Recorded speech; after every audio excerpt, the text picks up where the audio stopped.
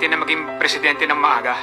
So, kayo nag-convince kay Mayor Sara at that time? At that time, One of that? yeah, at that time, hindi kasi kilala ni Bongbong si Mayor Sara. Binisita namin para mag-happy birthday Parang noong nalala ko 2021.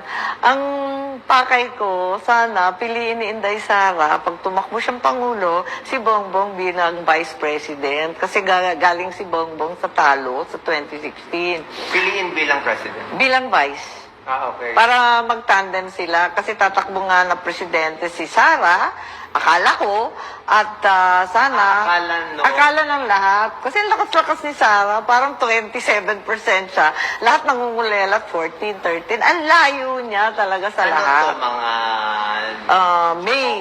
mga April 2021. She was way ahead talaga naman. Alam naman natin, walk over yon kung tumakbo siya noon. Kayo ang lumapit sa kanya. Oo, kami ni Bongbong pumunta. Sabi ko, mag-happy birthday tayo. Baka sakali swertehin tayo. Ang daming pumunta sa Davao noon.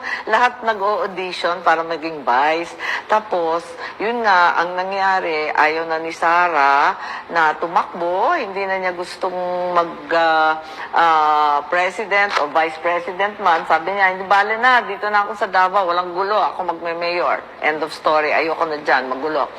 And, noon nangyari yun, sinabi ko sa kanya, huwag ka naman ganyan. Lahat umasa sa'yo. Huwag kang paasa. Huwag kang ganyan.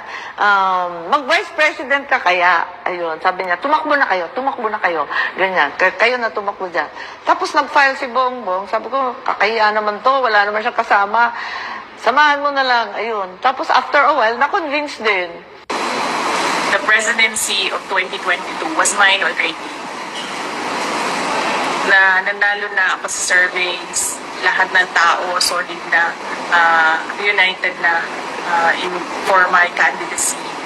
Pero I gave it away because I felt I had to do some other things other than being President of the Republic of the Philippines. Pangalawa, hindi ako yung nagsabi sa kanila na bukas sila ng investigation or inquiry in aid of legislation that is more like a political persecution and harassment of OVP personnel.